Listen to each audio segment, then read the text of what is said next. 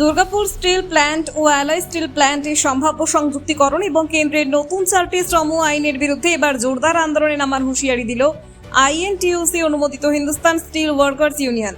রবিবার দুর্গাপুরে ইউনিয়নের কার্যালয়ে আয়োজিত এক সাংবাদিক সম্মেলনে উপস্থিত হয়ে সংগঠনের রাজ্য সভাপতি কামারুজ্জামান কামার কেন্দ্রের শ্রমনীতির তীব্র সমালোচনা করেন। নেতৃত্বের দাবি, আগামী কয়েক মাসের মধ্যে দুই কারখানার সংযুক্তিকরণ হতে চললেও প্রতিশ্রুতি মতো আধুনিকীকরণের কাজ এখনো সম্পূর্ণ হয়নি। কেন্দ্রের নতুন উন্নয়নমূলক স্কিমকে স্বাগত জানালেও শ্রমিক স্বার্থ যাতে কোনোভাবেই ক্ষুণ্ণ না হয় সেদিকে কড়া নজর রাখা হবে বলে জানানো হয়েছে। পাশাপাশি পুরনো 29টি শ্রম আইন বাতিল করে নতুন 4টি লেবার কোড আনার ফলে শ্রমিকদের গণতান্ত্রিক অধিকার ও আন্দোলনের পরিসর মারাত্মকভাবে সংকুচিত হচ্ছে বলে অভিযোগ করতেন তারা। শ্রমিকদের ন্যায্য অধিকার ও কারখানার ভবিষ্যৎ সুনিশ্চিত করতে আগামী দিনে প্রয়োজনে আরও বৃহত্তর এবং তীব্র আন্দোলনের পথে হাঁটার স্পষ্ট বার্তা দিয়েছে আইএনটিটিউসি নেতৃত্ব। মানে যখন 10টা হতে ইউনিয়ন আছে, একটা আছে আইএনটিউসি, তারপরে সিআই2, এআইটিউসি, টিইউসিসি, এইচএমএস, এআইসিসিটিইউ, এআইইউটিউসি ইত্যাদি ইত্যাদি। ঠিক আছে, এই যে 22 তারিখে ওখানে কনভেনশন হচ্ছে, সেখানে আমি প্রিজাইড করবো। কনভেনার হয়েছে সিআই2 জেনারেল সেক্রেটারি স্টেটের, আমরা আছি। কিন্তু এক জায়গায় কনফিউশন হচ্ছে কি, ওরা 10টা সেন্ট্রাল ট্রেড ইউনিয়ন 50টা ঝান্ডা নিয়ে আসে এক একটা ইউনিয়ন, তো 500 ঝান্ডা আপনারা দেখতে পাচ্ছেন। আর আইএনটিইউসি যখন 50টা ঝান্ডা নিয়ে যায়, তো 500-র মধ্যে হারিয়ে যায়, এত চোখে পড়ে না। সেই জন্যে আপনাদের কনফিউশন হচ্ছে, কিন্তু আমরা এই লড়াইতে আছি এবং 3 জায়গায় আমরা অলরেডি কেসও করেছি। সব আমাদের জয়েন করছে। কিভাবে জয়েন করছে?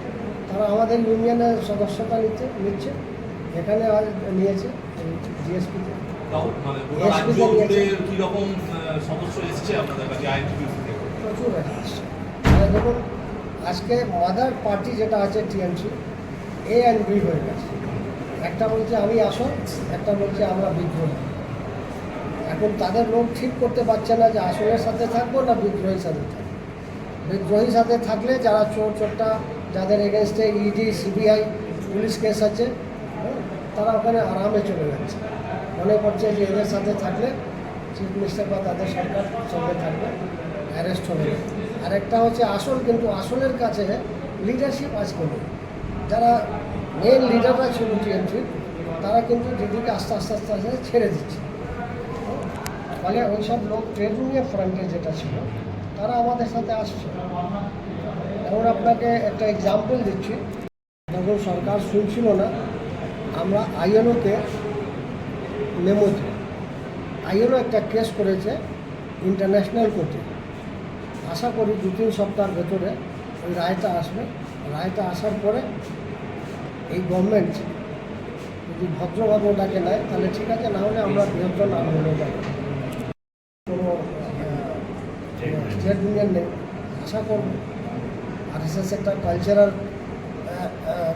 সংগঠন, আশা করব তারা আমাদের সাথে হাত মিলিয়ে এই যে যাদেরকে উচ্ছেদ করা হচ্ছে তাদের পুনর্বাসনের জন্য যেটা আমরা ডিমান্ড করেছি, তারাও সঙ্গে আসবে।